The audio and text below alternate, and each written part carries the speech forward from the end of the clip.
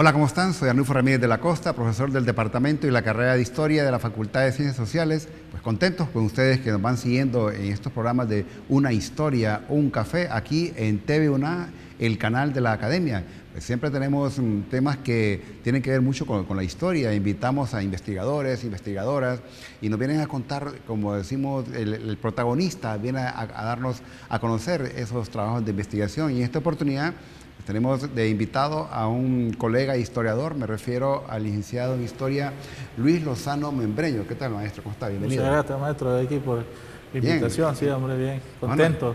Bueno, y gracias por la invitación y porque sabemos que Luis, pues, constantemente pasa en actividades, porque él trabaja actualmente en el Centro de Arte y Cultura de nuestra Universidad Nacional Autónoma de Honduras. Luis trabaja, como decimos, 24/7, ¿no? O anda en un recorrido por el centro histórico, o anda en un recorrido por el cementerio, o está dando alguna conferencia, o está recibiendo, y aquí pues nos va a compartir el tema de hoy, que es la historia de la educación musical en Honduras entre el año de 1834 a 1910. Creo que este año de 1834, Luis, es importante porque es la plena Federación Centroamericana. Así que vamos a iniciar y gracias por aportarnos estos nuevos conocimientos. Muchas gracias. Sí, pues como comentaba usted, la Federación Centroamericana, ¿verdad? Ese año, 1834, cuando está pasando este momento histórico con Francisco Morazán, se estaba también desarrollando, ¿verdad?, estas primeras propuestas que fueron hemíferas, ¿verdad?, no se lograron concretar, pero que sí es curioso porque el Estado en ese momento, a través de ese movimiento también de exaltar el culto a la patria, el tema del civismo, van a comenzar a conformar las primeras academias de música, curiosamente música militar, y que esa música militar iba a estar al servicio del Estado y que en su momento, cuando se iba a establecer el dinero, digamos, el presupuesto iba a salir, digamos, de la iglesia, según la documentación que estaba en ese momento, pero que curiosamente esa música militar se fue, digamos, reflejando hasta ya cuando entramos al periodo de la Reforma Liberal, en donde vino a ser, digamos, concretada por esos personajes de Marco Aurelio Soto y Ramón Rosa, que sí ya, digamos, formalmente comienzan a construir a formalizar estas primeras propuestas, en donde van a construirse, digamos, a construirse las bases, como por ejemplo importante, como en esos periodos de la Reforma Liberal viene también Marco Aurelio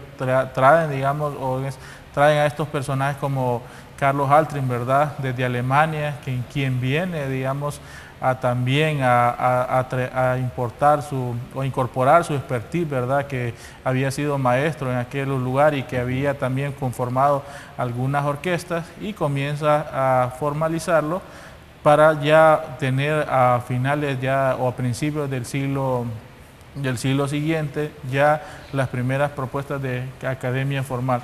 Pero a lo largo de ese momento en que la historia de la música se va desarrollando, el Estado va a jugar un papel muy importante, porque el Estado es quien va a tratar de impulsar, ¿verdad?, con eso también, no solamente con la creación de presupuestos, porque es importante mencionar que las primeras agrupaciones de música estaban adscritas al tema de los militares, ¿verdad? Y en su momento las primeras agrupaciones de música que estaban al servicio del Estado estaban adscritas en los regimientos, ¿verdad?, en las comandancias de armas que estaban distribuidas en todo el país. Y es importante porque posteriormente, cuando estos reformadores vienen e impulsan esta música, van a querer, digamos, no solamente la música militar que esté presente dentro de las celebraciones de la independencia, sino que comienzan a crear lo que se conoce como un gusto musical, ¿verdad? Ese gusto musical en donde la población podía, digamos, tener o poder escuchar música al aire libre, en estos casos, pues, con la creación de los espacios públicos que iban también acondicionados con el tema de los kioscos, con el tema de sillas, y que se tenían una programación semanal, estas agrupaciones de música, pero que también eran otras agrupaciones que se presentaban en el espacio público, sino que también, por ejemplo, en su momento, antes de que se conformaran o que desaparecieran algunos espacios, por ejemplo, eran muy populares los conciertos en estos espacios de lo que eran los paseos campestres, ¿verdad? Como por ejemplo el paseo acá Guanacaste, el paseo lo que era acá el Toncontín, ¿verdad? Que también era muy importante, y todo eso pues el Estado fue viendo la necesidad de que hubiera una música que estuviera permanente siempre al servicio de la población. Curiosamente que esa música pues iba a estar al servicio, pero que posteriormente dio también, propició, digamos, iniciativas de música privada que conformaron, por ejemplo, otras agrupaciones de música que se popularizaron. Podemos ver también las imágenes y, por ejemplo, ahí vemos una imagen, ¿verdad?, que es muy particular, que es una de las primeras orquestas de principios del siglo XX, que vemos ahí, por ejemplo, un rasgo importante de esa fotografía. Como ustedes saben, la fotografía es un documento histórico, y lo interesante de esa fotografía no solamente es cómo estaba conformada la agrupación musical, sino que también el tema de que vemos ya la figura de una mujer ejecutando un violín, ¿verdad? Un instrumento que en el principio del siglo se popularizó, pero no a gran escala, y en este caso ver a una mujer ejecutando este instrumento sí nos llama mucho la atención, porque habían, digamos, maestras para la enseñanza de música, pero estas mujeres más se dedicaban al tema de la enseñanza de música de piano, ¿verdad? Porque era también un elemento de distinción. Y otro rasgo particular de esa agrupación es que si ustedes ven, por ejemplo, el guitarrón que tiene, es un guitarrón hecho de manera artesanal. Usted lo ve, como diríamos popularmente, los machetazos ahí de que labrada la madera, y conformada, por ejemplo, con otros instrumentos de guitarra. Y vemos, curioso que, como decían a principios de siglo, son agrupaciones que no tenían como la misma diapasón, porque es importante mencionarle también que dentro de la historia de la música a la ciudadanía, que una de las problemáticas en esos momentos era también la carencia de los lugares donde se vendieran los instrumentos, porque muchos de estos instrumentos tenían que ser importados desde Europa o en muchos casos desde Guatemala hacia acá, y eso favoreció también para que surgieran artesanos locales que fabricaran estos instrumentos, pero que de manera más empírica, ¿verdad? No como un instrumento que le podía dar un instrumento con un origen ya de un extranjero que le daba otro sonido. Posteriormente, dentro de las agrupaciones que también que iba a crear el Estado, como les hablaba, las creaciones de música militares o bandas marciales o bandas militares.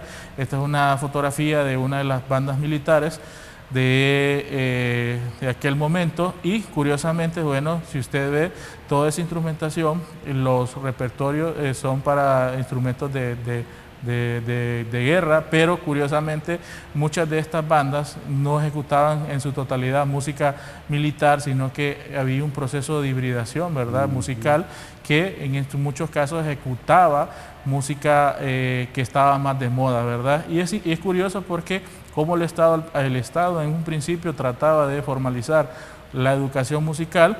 Vemos la fotografía de maestro Carlos Altrin en su momento, que fue un personaje que cumplió una finalidad muy importante dentro de la historiografía musical, no solamente porque trajo sus conocimientos, fundó también todas las bases para lo del himno nacional, pero también lo importante que él se encargó de conformar la primera banda militar o marcial, que posteriormente se iba a convertir en la banda de los supremos poderes, y sobre todo que él ofrecía también la parte también importante de vender sus servicios como para la enseñanza musical, es decir, si los que no podían, digamos, los que tenían acceso a través de la educación pública podían acceder a él, pero sino que también de forma privada, y por eso que uno, bueno, vemos que ejecutando unos instrumentos del violín, y es importante porque ya cuando entramos al siglo XX, ya todo ese impulso que trae este personaje va a impulsar, digamos, vemos ahí, por ejemplo, un programa de 1901, ¿verdad? Que una de las sinfonías, bueno, por Strauss, vemos también una melodía del murciélago, ¿verdad? Que estuvimos nosotros en la investigación, la buscamos y todavía la podemos encontrar en la página, en YouTube, ¿verdad? Y eso es curioso porque además de que Carlos Haltrin va a enfrentar estas bases de música, él va a ser el fundador de lo que se llamaba la Orquesta Lohengrin, que en 1912 va a tener un funcionamiento pero de carácter privado. Y es curioso porque, bueno, ahí vemos ahí a Strauss, ¿verdad? Una obertura del murciélago, ¿verdad? Que es una de las que se escuchaba. Imagínense qué nivel de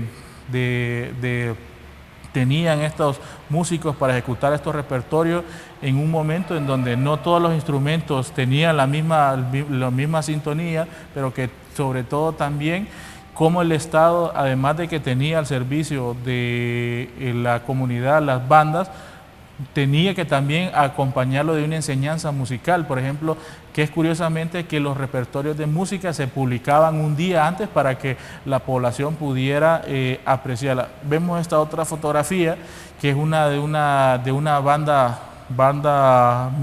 marcial que es de Cortés, y que particularmente esa banda tiene un elemento importante ahí también. Por ejemplo, vemos como parte de los músicos anda descalzo, ¿verdad? O como popularmente decimos, chuña, ¿va? Imaginen ustedes estar en una procesión o en una marcha, en un concierto, estar descalzo, eso me imagino que haya sido un poco doloroso. Y vemos también cómo está ahí la figura del tambor mayor, y el tema de lo que le decíamos el famoso bombo. Pero curiosamente quiero que vayan viendo ustedes cómo esa fotografía y la traigamos a la actualidad con una banda marcial de un colegio. Y desde esa forma que el Estado logró que se constituyeran las bandas marciales en las escuelas y colegios como lo vemos hoy. Si pasamos a la siguiente. Otro importante, como les decía, cuando se comienza a nacionalizar la música, es en ese momento que, recuerden que el himno nacional fue publicado en 1904 y que pues hay un dilema en torno a la figura del himno nacional, ¿verdad? Que no vamos a ahondarlo, pero que aparte del himno nacional de Carlos Haltrin y Augusto Secuello, hay otros himnos que se publicaron, ¿verdad? En ese famoso concurso. Por ejemplo, ahí vemos ese himno a Honduras de Froilán Turcio y Marcial Maradiaga, que fue otros músicos que se popularizaron, y sobre todo ese concurso de himno vino también a sentar las bases porque creó, digamos, posteriormente que se conformaran otras organizaciones de música privada. Por ejemplo, comentarle la primera banda, la orquesta privada que se va a fundar en Comayagüela es la Orquesta Verdi, que pertenecía a Rafael Cuello Ramos, que Rafael Cuello Ramos es uno de los músicos que considero que su trayectoria ha sido invisibilizada. Y a lo largo de esos años de que se estaban creando estas bases musicales, se publicaban algunas partituras, porque recuerden que había uno de los problemas más grandes en eso. Habían músicos que podían ejecutar la música, que eran aprendidos de manera empírica a leer partituras, o adquirían sus partituras importadas, pero eran pocos los músicos que escribían. Y por ejemplo ahí encontramos una partitura del himno a Honduras, y que pues está una de las publicaciones de la revista del Archivo Nacional, y que tenía, digamos, un punto a favor porque se lograba masificar, ¿verdad? Y que otros músicos del interior del país pudieran acceder y podían seguir reproduciendo esta música.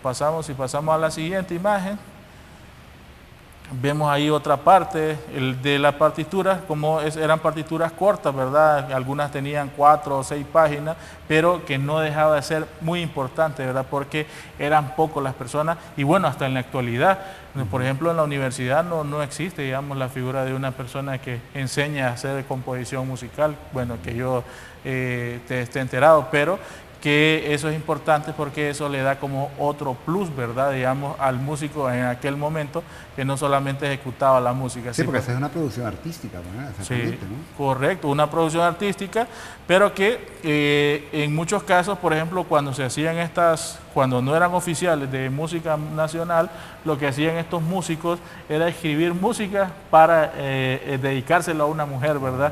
Encontramos bastantes partituras y eso también llama la atención porque música, digamos, romántica para enamorar. Por ejemplo, vemos una de las primeras partituras que se publicó en el Archivo Nacional que se llama Celajes Hondureños y que es de Rafael Cuello Ramos. Siempre es importante resaltar la figura de Rafael Cuello Ramos porque él es quien va a fundar la primera Escuela Nacional de Música o asentar las bases de la educación musical porque el Estado va a financiar y gracias a él va a fundar la primera Escuela Nacional de Música en 1910 y con el objetivo de conformar el cuerpo de orquesta que posteriormente se iba a llamar la Banda de los Supremos Poderes.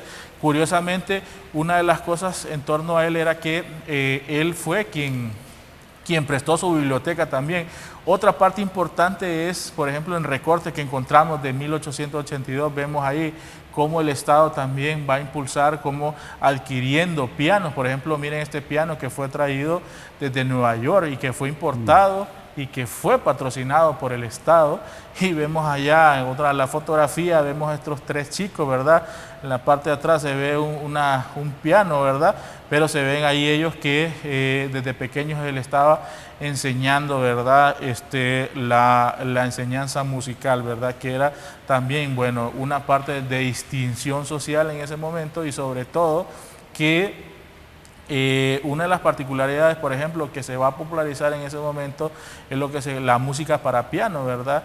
Que, por ejemplo, Carlos Altrin no solamente tenía ese componente de música marcial, sino que seguro posiblemente, pues, era poco el sueldo, ¿verdad? Como diríamos popularmente, y se dedicaba a la enseñanza. Veamos una fotografía, vean ustedes cómo también el Estado, ya después de que se formaliza la primera Escuela Nacional de Música en 1910, se encargaron de andar desarrollando conciertos didácticos en diferentes espacios y escuelas para crear o sentar esas bases de la educación musical. Veamos ustedes ahí ese creo que es músico, si no me equivoco, es Marcial Maradiaga, que está enseñando, y vean ustedes, pues, cómo a un niño, a cómo dirigir, ¿verdad?, una orquesta, ¿verdad?, que era importante en ese momento como un elemento de distinción.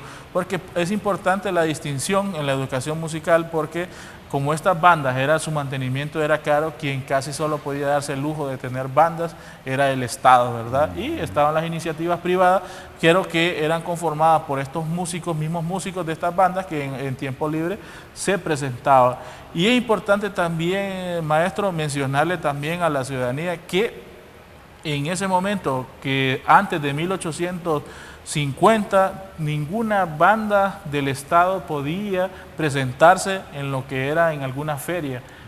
No podía, tenía prohibido, porque solo tenía que ser música militar dirigida para eventos públicos y lo que fue favorecido para la proliferación de las orquestas privadas.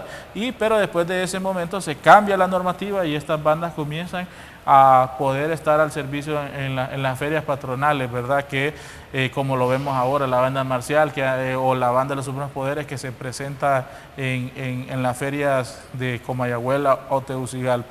Y otro elemento también importante que hay que resaltar, que la música no solamente vino, digamos, al tema, como decían ellos, a sensibilizar la educación musical en los estudiantes, sino que también vino a crear un elemento de distinción social que va a trascender y que va a estar reflejado en el tema de quién consume, digamos, esta música. Por ejemplo, vemos también algunas crónicas dentro de los periódicos.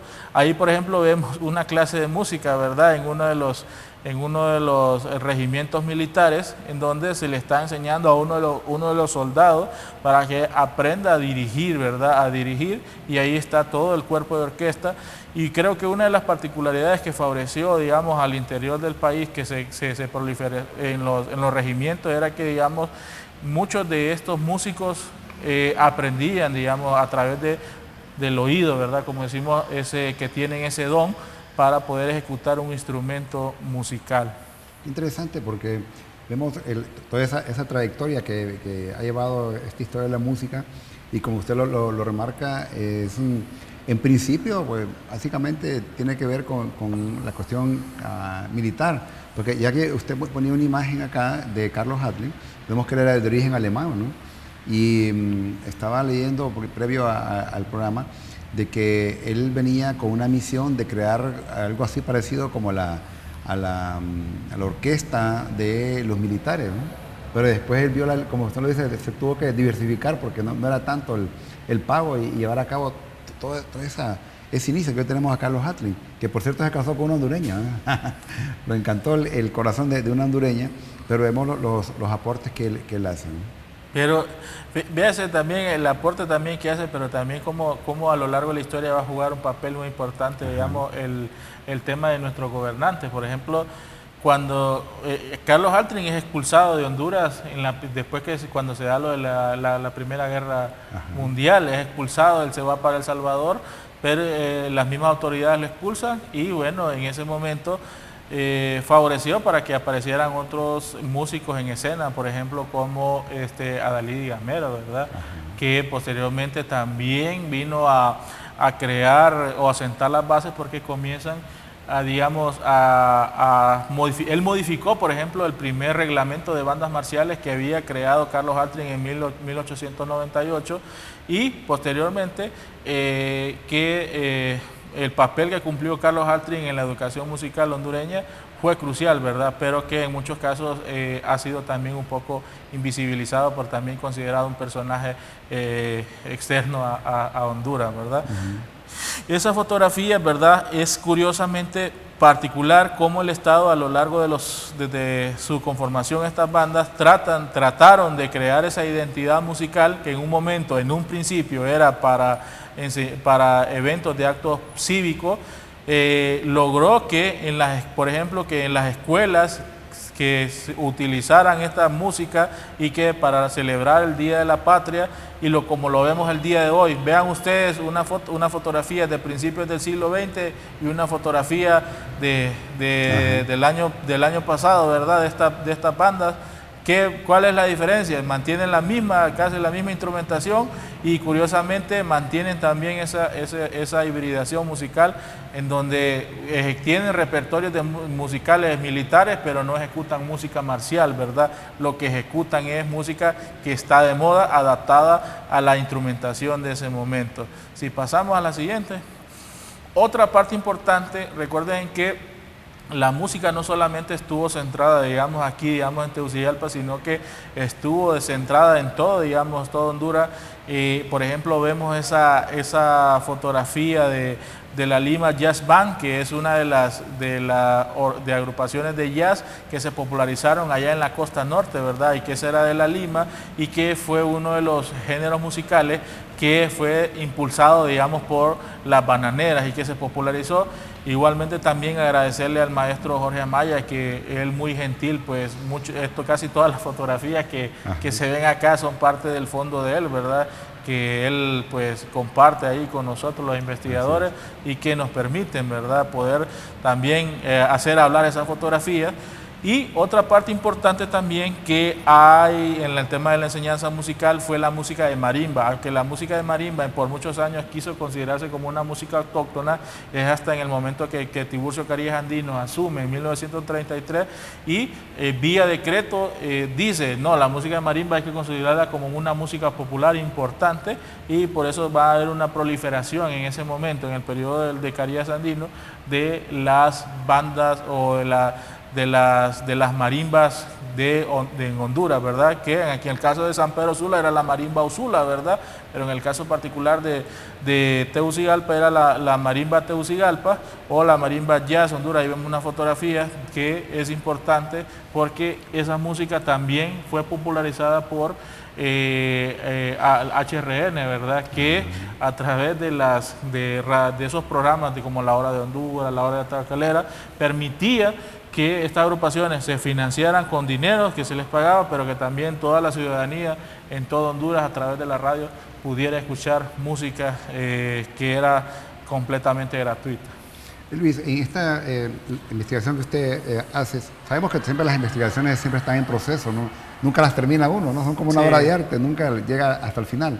Pero en base a las imágenes que usted nos trae, aquí se ve el papel importante, relevante, tanto del ejército, obviamente, que es parte del mismo Estado, como la iglesia, en la evolución de la historia de la música aquí en Honduras. Sí, correcto. Los dos juegan un papel muy importante porque recuerde que en qué lugar aprendían a ejecutar instrumentos las personas. En las iglesias, por ejemplo, las iglesias que tenían un órgano, ¿verdad? Un órgano o en muchos casos mantenían un violín para el tema de que salían en procesiones, pero sobre todo también ahí igualmente resaltar, por ejemplo, el papel del Padre Reyes, ¿verdad? Que también fue uno de los pioneros en musicalizar, por ejemplo, aquellas obras que se conocen como las pastorelas. Y el Estado pues ya trata de formalizar, asignándoles presupuestos, pero que curiosamente esta música en un principio, como les comentaba, trasciende no solamente para actos oficiales, ¿verdad? No solo de representaciones diplomáticas, sino que eventos públicos, y después se va masificando para transformar en el espacio público, y que era muy importante los conciertos en el espacio público porque también habían reglas de etiqueta, ¿verdad? En donde uno tenía que ir bien vestido, ¿verdad? Porque según se iba a dulcificar el alma o a tener aprendizaje de esta música que implicaba ser moderno en aquel momento, ¿verdad? Muy importante. Creo que un día de esto vamos a invitar a Luis para que nos cuente un poco la historia del himno nacional, que de repente hay ciertos elementos que tienen que ver con la historia de la música. Creo, Luis, que con todo esto, aquí en Tegucigalpa tenemos una escuela de música. Este programa va a ser visto para poder ilustrar un poco el tema histórico acerca de la música, cómo la música ha ido impactando de una u otra forma, y cómo pues los colegas historiadores del Centro de Arte y Cultura están aportando con sus investigaciones. Luis ha hecho todo un trabajo, de que Luis se nos había perdido, pero ya lo encontramos de nuevo, Luis, para que nos venga a compartir todo su trabajo, que es toda una gama realmente de cosas que hace Luis. Así, en estos minutos que nos quedan, Luis, a manera de conclusión, de esta investigación que usted hace, porque usted incluso delimita el tiempo, ¿no? 1834, 1910, una fase importante la federación, y ya, pero así, en este minuto que nos queda, Luis. No, bueno, la conclusión, ahí lo más importante es que el Estado logró su objetivo, ¿verdad? El tema de sentar las bases, creando música, pero música que se logró inmortalizar hasta el día de hoy. ¿Por qué? Porque las bandas marciales y militares existen en la actualidad.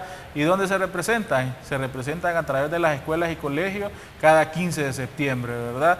Y eso es el objetivo más grande que logró la reforma, de crear ese gusto musical en la ciudadanía, y que bueno, pues ahora hay una diversificación musical, pero que sobre todo en su momento se logró, ¿verdad? Nosotros agradecidos por su aceptado nuestra invitación para dar a conocer su tema de investigación, la historia de la música en Honduras, 1934 a lo que es 1834 a 1910, ¿no? Y que muy, vamos a decirlo así, ilustrativo, ¿no? Y siempre las puertas abiertas acá de TV1, el canal de la universitario, de la academia, y pues agradecerle. Y vemos que si lo queremos encontrar, Luis se encuentra actualmente, labora en el Centro de Arte y Cultura de nuestra querida universidad. Gracias a ustedes, gracias por habernos acompañado aquí en Una Historia, un Café. Soy Arnulfo Ramírez de la Costa. Deseo que tengan un feliz día. Nos vemos en el siguiente programa. Hasta pronto.